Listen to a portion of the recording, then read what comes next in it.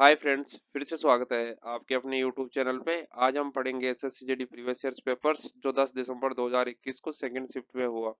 इससे पहले हमने फर्स्ट शिफ्ट का क्वेश्चन पेपर पढ़ चुके हैं और इससे पहले हमने 50 क्वेश्चन पेपरों का अध्ययन कर चुके हैं। ये 51वां क्वेश्चन पेपर है।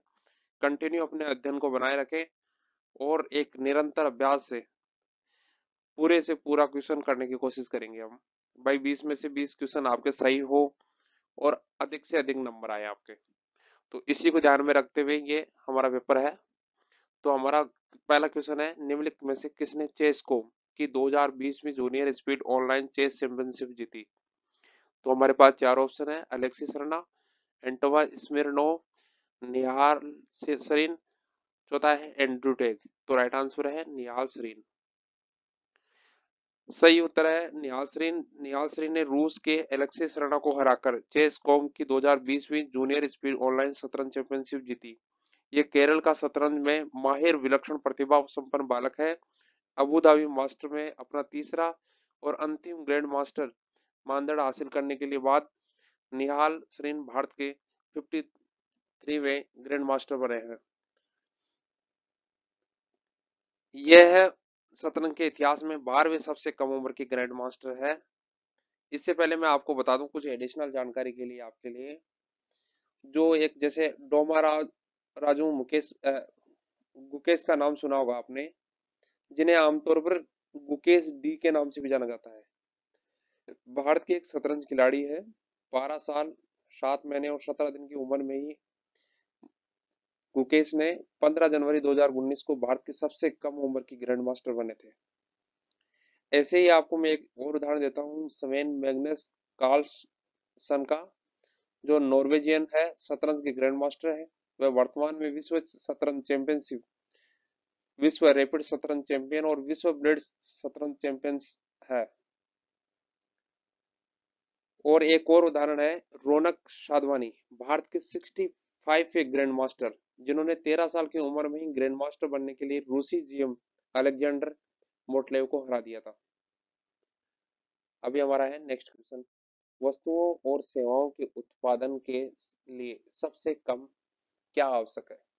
कार्य करने के लिए लोग, उपकरण या कच्चा माल और धन के, या भूमि और अन्य प्राकृतिक संसाधन, लोगों को शिक्षित करने के लिए संस्थान। तो राइट आंसर है लोगों को शिक्षित करने के लिए संस्थान। वस्तुओं और सेवाओं को उत्पादन के लिए सबसे कम आवश्यक क्या है? शिक्षित करने की उतनी जरूरत नहीं है। क्या है? शिक्षित करने की उतनी जरूरत नहीं है। कार्य करने के लिए लोग चाहिए, उपकरण चाहिए, कच्चा माल चाहिए, धन चाहिए, भूमि चाहिए, अन्य प्राकृतिक संसाधन चाहिए। तो हमारा राइट आंसर क्या था? Fourth answer.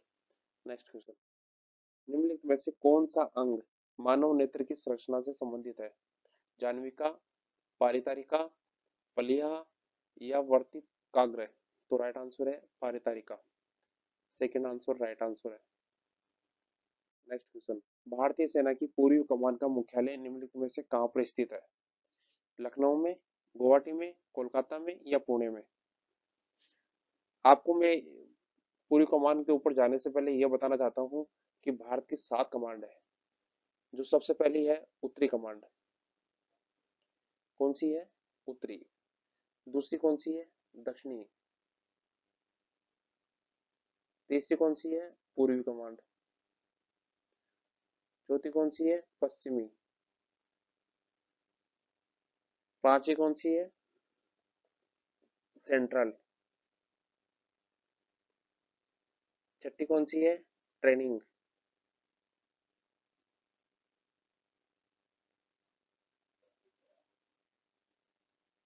ट्रेनिंग। और सातवीं कौन सी है?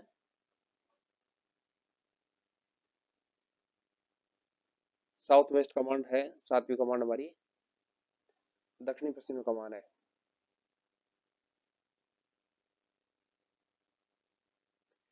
उत्तरी कमान कहाँ पे है? उधमपुर में। कहाँ पे है ये? उधमपुर में। उधमपुर। दक्षिणी कहाँ पे है? पुणे।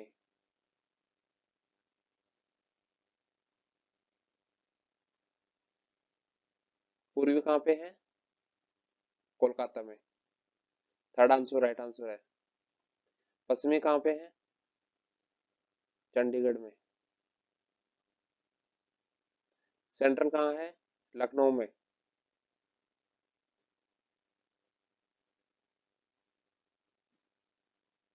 और ट्रेनिंग कमांड कहाँ पे है? शिमला में। और जो सातवीं कमांड दक्षिण पश्चिमी कमांड कहाँ पे है? जयपुर में। इस तरीके से हमारी 7 कमांड है। उत्तरी उधमपुर, दक्षिणी पुणे, पूर्वी कोलकाता, पश्चिमी चंडीगढ़, सेंट्रल लखनऊ, ट्रेनिंग शिमला और दक्षिण पश्चिमी कमान जयपुर। Next question. अनेक विद्वान ऐसा मानते हैं कि टिग्रिस यूफ्रेटस घाटी के मेसोपोटामियाई लोग सिंधु घाटी सभ्यता को डैश करते हैं। मगन, मेलुआ, सुमेरियन या बेबीलोन। तो राइट आंसर है Meluhha. Second answer right answer है। Next question. जुलाई 2021 में इंडियन ऑयल कॉर्पोरेशन लिमिटेड ने घोषणा की कि वह अपनी डैश रिफाइनरी में भारत का पहला ग्रीन हाइड्रोजन संयंत्र स्थापित करेगा। पानीपत में, पारादीप में, हल्दिया में या मथुरा में। तो राइट आंसर क्या था? मथुरा में। कहां पर शुरू करने की बात हुई थी? मथुरा में शुरू होने की बात हुई थी। तो मैं आपको एक और इसका एडिशनल बता देता हूँ कि भारत का पहला जो शुद्ध हरित हाइड्रोजन संयंत्र जोरहाट में शुरू हुआ।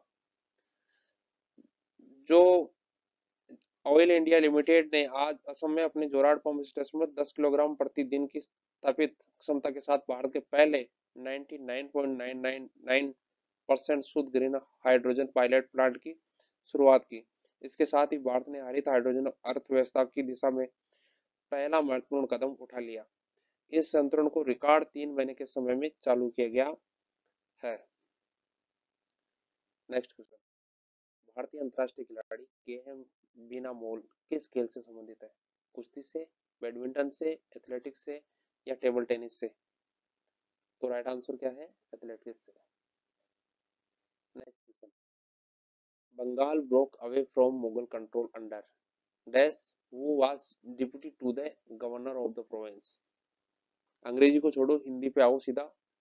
बंगाल ने देश की अगुवाई में मुगल शासकों के नियंत्रण से मुक्ति पाई, जो कि प्रांत के गवर्नर के नुमाइंदे थे। दोबारा सुन लो क्वेश्चन को। बंगाल ने देश की अगुवाई में मुगल शासकों के नियंत्रण से मुक्ति पाई, जो कि प्रांत के गवर्नर के नुमाइंदे थे। क्या है राइट आंसर? मुर्शिद कुली खान, कुसिम खान, सचिता खान, फारूक सियार। तो राइट आंसर है Murshid Quli Khan. First answer right answer है। बंगाल धीरे धीरे मुर्शिद कुली खान के अधीन मुगल नियंत्रण से अलग हो गया, जिसे प्रांत के गवर्नर के डिप्टी नायब के रूप में नियुक्त किया गया था।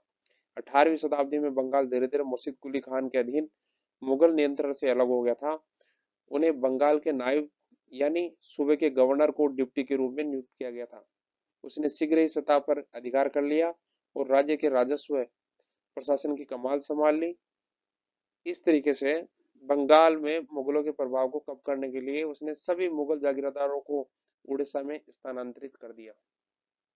Next question. नवंबर 2020 में प्रधानमंत्री नरेंद्र मोदी ने दिल्ली के जवाहरलाल नेहरू विश्वविद्यालय परिसर में वीडियो कॉन्फ्रेंसिंग के माध्यम से देश की एक प्रतिमा का अनावरण किया। मंगल पांडे का, रामकृष्ण परमहंस का, भगत सिंह का या स्वामी विवेकानंद का। तो राइट आंसर है स्वामी विवेकानंद का। Next question. मौलिद निम्नलिखित में से किस त्योहार का दूसरा नाम है? जब आप मौलिद की बात करते हैं तो हम बोलेंगे, यहाँ 4 ऑप्शन है, ईद उल जुहा, मिलाद उन नबी, मुहर्रम, ईद उल फितर। तो राइट आंसर है मिलाद उन नबी।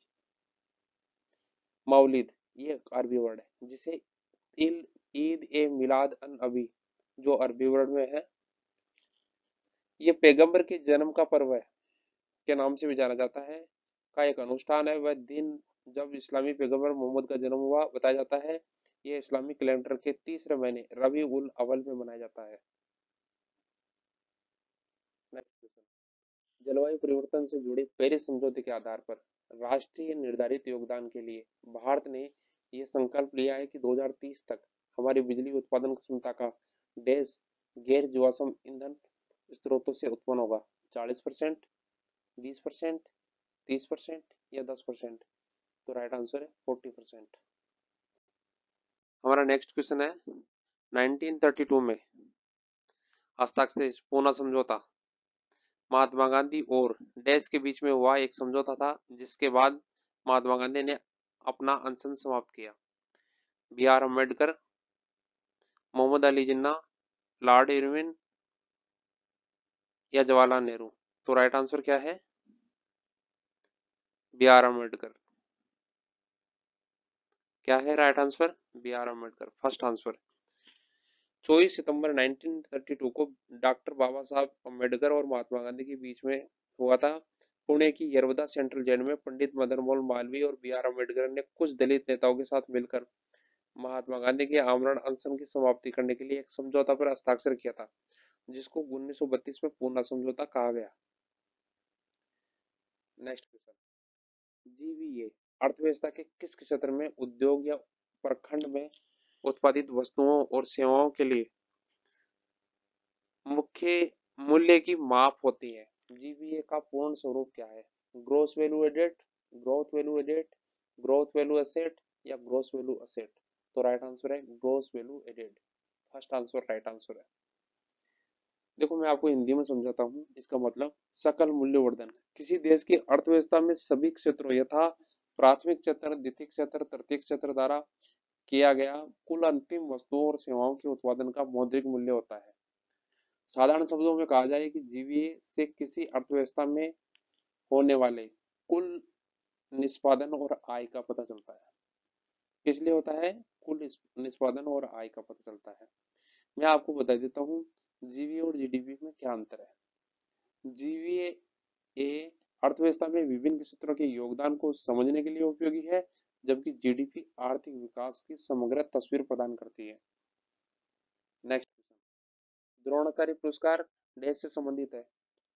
प्रतिष्ठित डॉक्टर और सर्जन से, स्पोर्ट्स और खेलों में उत्कृष्ट कोच के लिए, प्रसिद्ध कलाकारों के लिए या असाधारण योद्धा के लिए। तो राइट आंसर है स्पोर्ट्स एंड खेलों में उत्कृष्ट कोच के लिए। नेक्स्ट क्वेश्चन, भारत के संविधान में पहला संशोधन वर्ष डैश में किया गया था? 1954 में, 1951 में, 1950 में या 1959 में। तो राइट आंसर है 1951 में। सेकंड आंसर राइट आंसर है। भारत का सबसे लंबा नदी पुल डोला सादिया निम्नलिखित में से किस नदी पर बनाया जा रहा है? ब्रह्मपुत्र पर, गोदावरी पर, गंगा या यमुना पर। तो राइट आंसर है ब्रह्मपुत्र पर। फर्स्ट आंसर राइट आंसर है। नेक्स्ट क्वेश्चन है, फिर एक इंग्लिश में आ गया ये question. The excessive quantities of chemical which get waste from the field act as nutrient for dash to flourish. सीधा हिंदी में समझो इस क्वेश्चन को। अत्यधिक मात्रा में रासायनिक जो खेतों से निकलते हैं डैश के फलने फूलने के लिए पोषक तत्वों के रूप में कार्य करते हैं। दोबारा सुन लेना क्वेश्चन को। अत्यधिक मात्रा में रसायन जो खेतों से निकलते हैं डैश के फलने फूलने के लिए पोषक तत्वों के रूप में कार्य करते हैं। फंगी, सोइल, एल्गी या बैक्टीरिया। तो राइट आंसर है एल्गी, शैवाल। अत्यधिक मात्रा में रसायन जो खेतों के निकलते हैं शैवाल के पनपने के लिए पोषक तत्वों के रूप में कार्य करते हैं। अत्यधिक मात्रा में रासायनिक खेतों से बहकर तालाबों, नदियों और समुद्र जैसे जलों निकाय में प्रवेश कर जाते हैं। एक बार जब ये शैवाल मर जाते हैं तो वे जीवाणु जैसे विघटक के लिए भी भोजन का काम करते हैं। नेक्स्ट क्वेश्चन, भारतीय संविधान का अनुच्छेद 72 निम्नलिखित में से किससे संबंधित है? तो संसद सदस्यों की योग्यता से, संसद का संविधान से या राष्ट्रपति की कसमादान देने की शक्ति से। तो राइट आंसर है राष्ट्रपति की कसमादान देने की शक्ति से अनुच्छेद 72 संबंधित है। नेक्स्ट क्वेश्चन, निम्नलिखित में से किसने अक्टूबर 2020 में वैश्विक गांधी शांति पुरस्कार जीता? कौन जीता? संतोष शर्मा, पूनम कंगरोत, अनिता देवी या कंचन शर्मा? तो राइट आंसर है Santosh Sharma. First answer right answer है। नेक्स्ट क्वेश्चन, राजस्व बंदोबस्त की महालवाड़ी प्रणाली के बारे में निम्नलिखित में से कौन सा कथन गलत है? इस प्रणाली में जमींदार को राजस्व एकत्रित करने और उसका भुगतान ईस्ट इंडिया कंपनी को करने का अधिकार दिया गया था। दूसरा ऑप्शन है, इस प्रणाली के तहत भू राजस्व को समय समय पर संशोधित किया जाता था। तीसरा है, इस प्रणाली की अवधारणा होल्ट मैकेंजी ने दी थी। चौथा है, इस प्रणाली का प्रस्ताव 1822 में पेश किया गया था। तो राइट आंसर है, इस प्रणाली की जमींदारों को राजस्व एकत्रित करने और उसका भुगतान ईस्ट इंडिया कंपनी को करने का अधिकार दिया गया था। फर्स्ट आंसर राइट आंसर है। नेक्स्ट क्वेश्चन, क्यूपेम और कड़चोरेम नामक शहर किस भारतीय राज्य में स्थित है? पहला ऑप्शन है सिक्किम, दूसरा है गोवा, तीसरा है कर्नाटक, चौथा है मणिपुर। तो राइट आंसर क्या है? गोवा में स्थित है क्यूपेम और कचोरम नामक शहर। नेक्स्ट क्वेश्चन, जुलाई 2020 में निम्नलिखित में से किस मंत्रालय ने आत्मनिर्भर भारत अभियान के अंतर्गत मनोदर्पण की पहल की शुरुआत की? जनजातीय मामलों का मंत्रालय, शिक्षा मंत्रालय, स्वास्थ्य और परिवार कल्याण मंत्रालय या रक्षा मंत्रालय? तो राइट आंसर है शिक्षा मंत्रालय। सेकंड आंसर राइट आंसर है। नेक्स्ट क्वेश्चन, एमएसपी में वर्दी किसानों को मोटे अनाज के उत्पादन से डैश के उत्पादन के लिए भूमि को तैयार करने के लिए मजबूर किया? मक्का की, या छोटे बाजरा की, या गेहूं और चावल की, जौ और जवार की? तो राइट आंसर है गेहूं और चावल की। थर्ड आंसर राइट आंसर है। नेक्स्ट क्वेश्चन हमारा, भारत ने 2021 में आयोजित टोक्यो ओलंपिक गेम्स 2020 में कितने कांस्य पदक जीते? 5, 3, 7 या 4? तो राइट आंसर है 4 कांस्य पदक जीते। फोर्थ आंसर राइट आंसर है। नेक्स्ट क्वेश्चन, मुगल सम्राटों के शासनकाल में कथक मूल रूप से निम्न के दरबारों में दो घरानों में विकसित हुआ। क्या विकसित हुआ? कथक जयपुर और लखनऊ, किराना और पटियाला, ग्वालियर और आगरा, इंदौर और मेवाड़? तो राइट आंसर है जयपुर और Lucknow. First answer right answer है। थैंक यू दोस्तों वीडियो को पूरा देखने के लिए। यदि आपको वीडियो समझ में आ रहा है, सब कुछ है, तो चैनल को सब्सक्राइब जरूर करें।